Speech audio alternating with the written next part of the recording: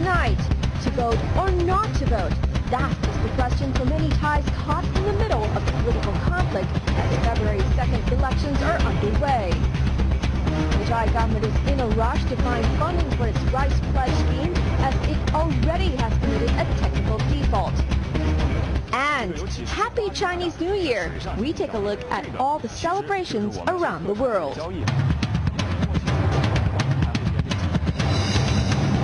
You're watching Thailand in Crisis with me, Chawarat, and our editors here at The Nation here with Kun Nopakun and Kun Tano as well coming fromงเทพ TV.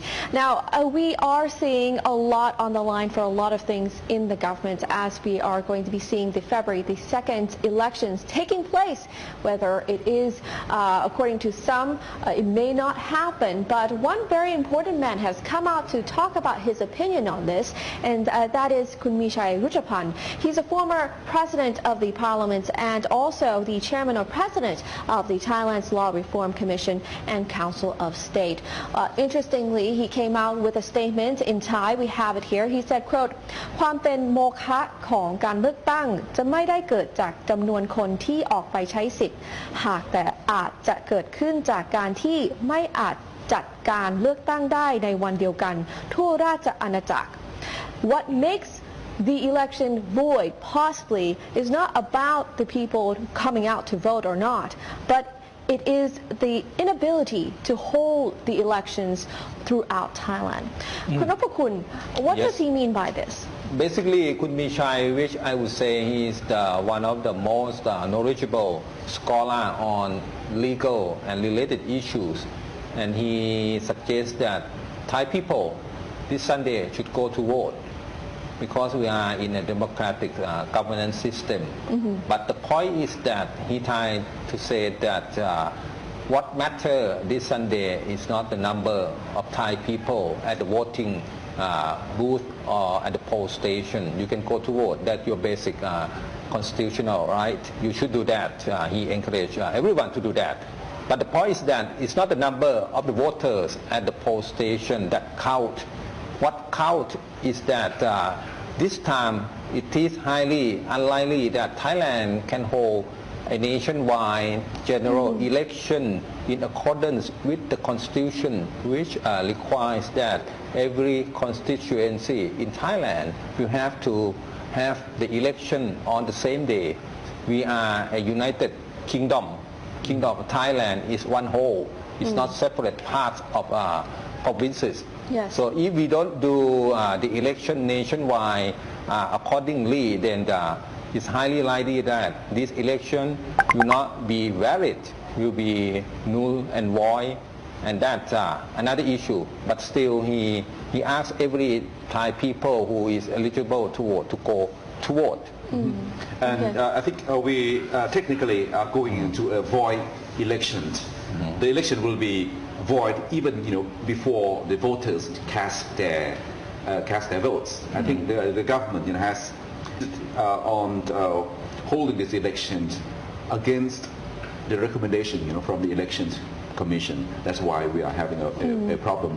Kun Suthep and the protesters have made the point very clearly that they won't oppose the election on that day, but they simply will be marching along the streets just to show off or just to display their voice, their unity that they oppose the elections. But then, as Kun Nopakun has mentioned, it's impossible for the election commission to approve the results of this election because it is void in the first place, because it will violate the constitution. Well, let me share with you what his article in Thai said in Pracha Thai. He said many in the social media have been campaigning for Thais not to go out to vote in hopes that less than 50% vote will make the election void. Such a thought, he said, is misunderstanding, as even if there is a 10% turnout vote, the election would not be void, as the law requires the count only for those who came out to vote. For example, he gave a very good example, which is very interesting. Should there be 100,000 voters? Okay, there are 2 candidates, but 10 people decide to come out and vote. The others were just wanting to celebrate Chinese New Year and stay at home. Mr. A and Mr. B, both running. Mr. A gets 10 votes. Mr. B doesn't get any votes. So Mr. A has been elected and can proudly say, hey, I won unanimously. So overall, the elections can turn out like this, right? Possibly, under the law.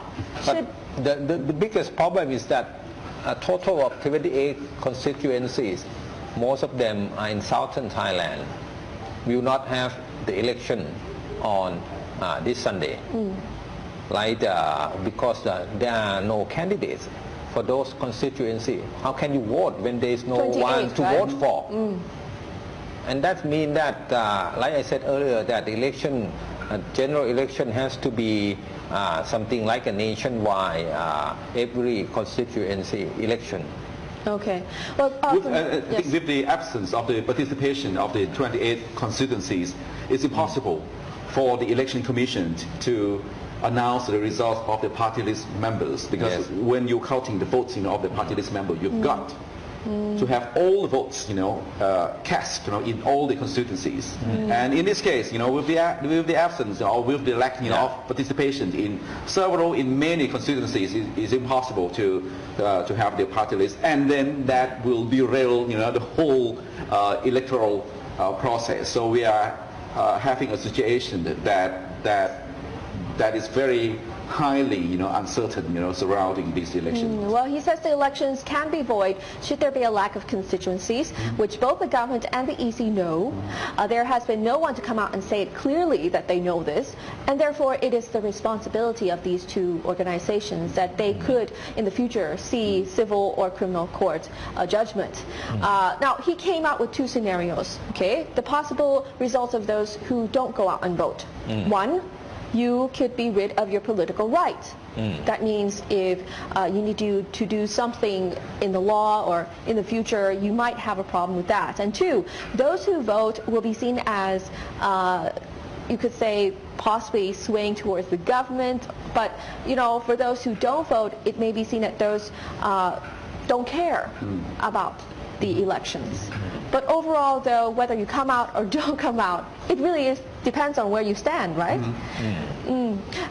Yeah. I mean, I may go out to vote or may not. I think I need some more days, to make the final judgment. But could be shy.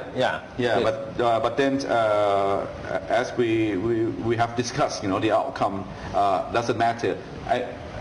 For those who won't go to vote, I think they can make an excuse 7 days afterwards. They can write a letter, to the district, stating that they might state that they were afraid, of security reasons. They are not sure whether there will be something might happen along the way. So that there are, dozens, of excuses that people can make, for not voting on that day, because the situation now is very unusual. It's not normal time. So I don't think that later on, the government, might try to rob those who don't vote this time of any rights, to participate, in any public office contention. That's one thing that Kun Mishai also said, that if you don't go out and vote, maybe there is a risk that your own vote, your own right could be used illegitimately, which happens all the time, even if everyone comes out. That's why I think basically Kun Mishai encourage everyone who is eligible voter to go to vote this Sunday. He also says that this is a time for reforms, for election processes, because he says that this could be a show that actually under the law, if you are one candidate in one constituency or category and you run, but you get less than the votes, people who tick off no vote, then you're gone. But then you have to have another election. So he says maybe this is a way for people to change or to make the election process more transparent and more practical. What do you think? All right. Well, all right, let's head on to another issue that, is a bit sensitive here, and that is the issue of the opinion of the world and what they think of Thailand. But we are running out of time, so up next we'll be talking about this, and also let's not forget the Rice Pledge Scheme, how the process has been going on with the government's rush to find money.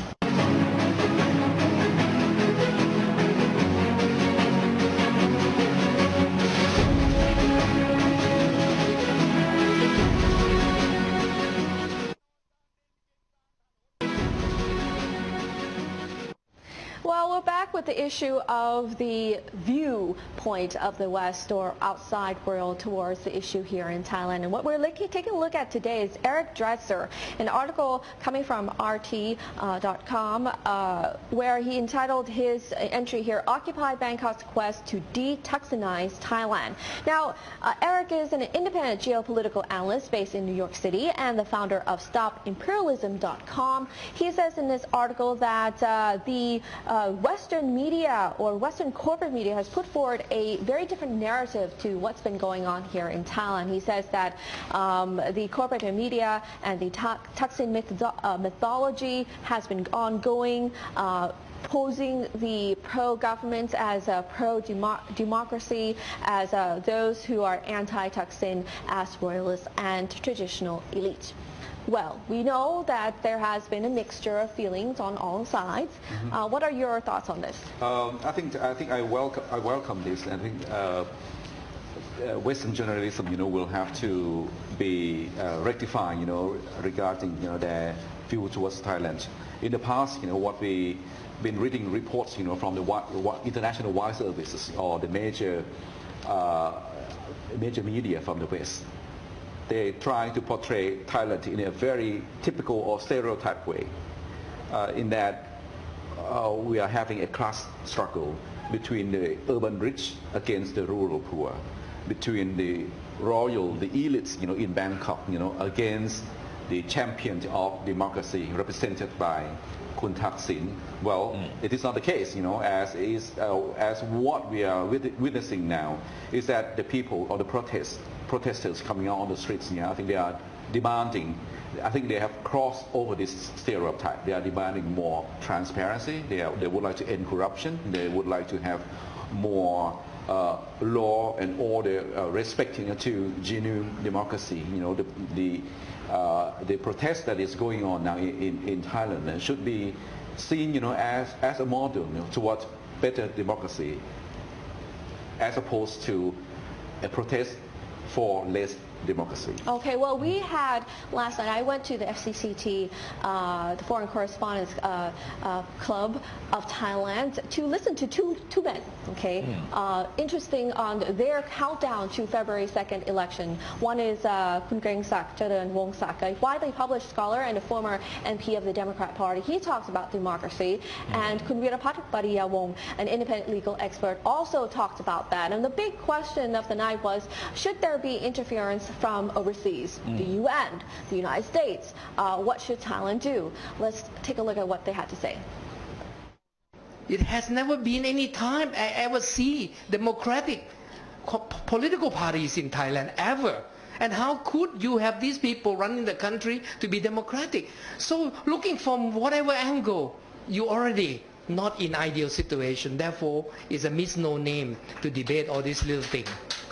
And therefore, if you're looking for advancement of Thailand, democratically, economically, as well as peace, we must be more than superficial. We have to go further. And something which is tough for us, be sympathetic to the problem that we are in. It's not easy. And that's why I agree with you totally. US and UN shouldn't come in. They will be unable to comprehend fully the sophistication of the Thai people that look so simple up front. Given just a little bit. So in Thailand, I would say it's the military.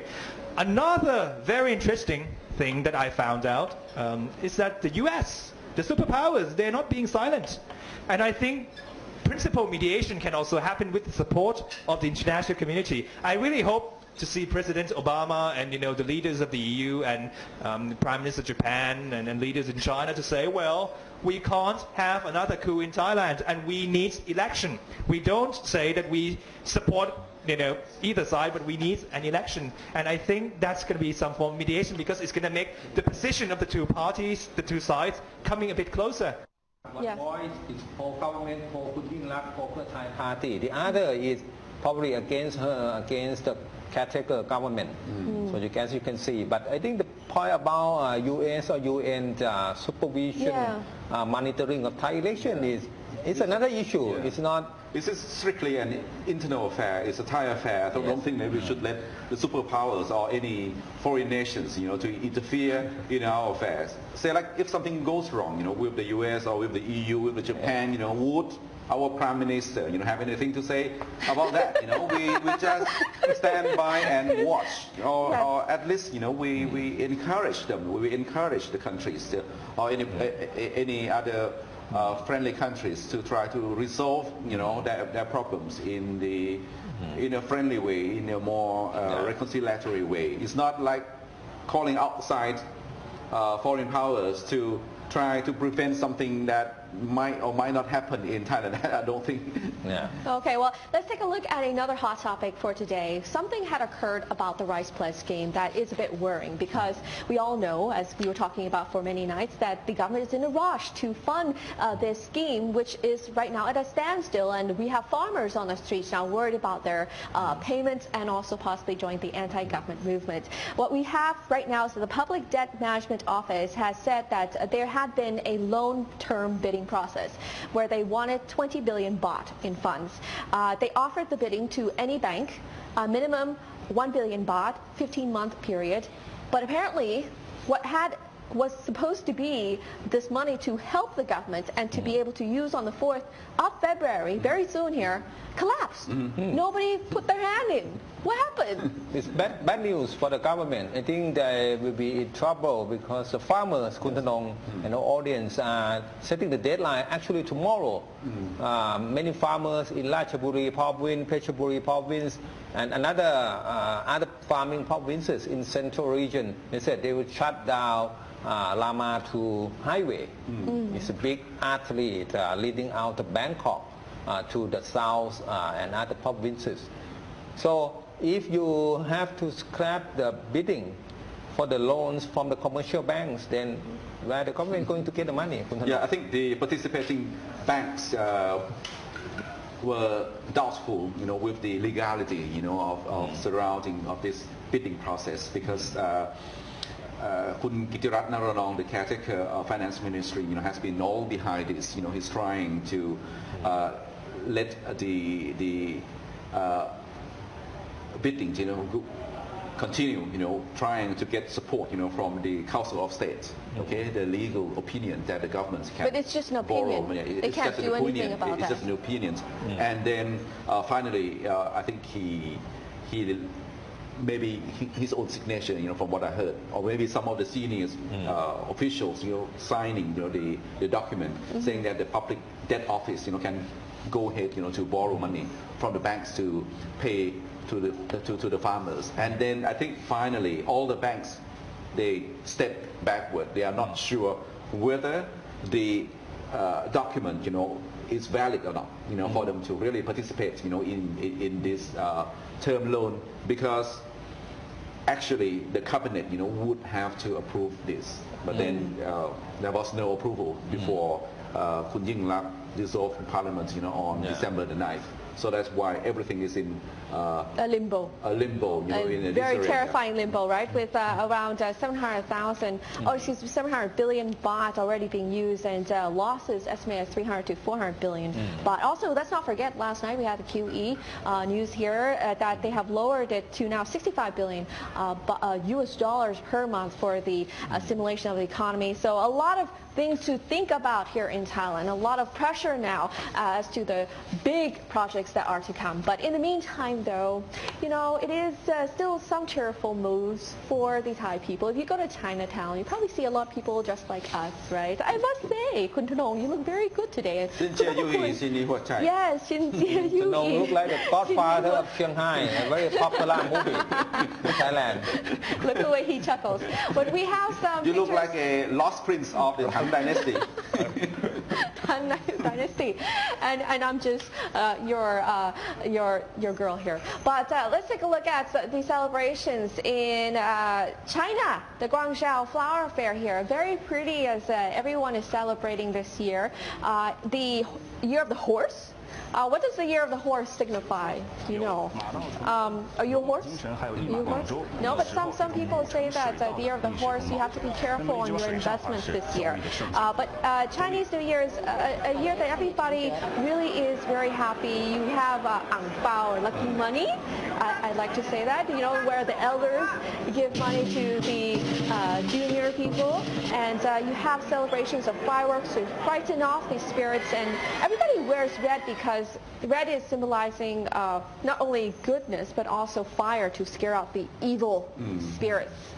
Even Kun Suthep Thepsuban, the anti-government leader, say he will wear red, which is something that he wouldn't accept on the Chinese New Year.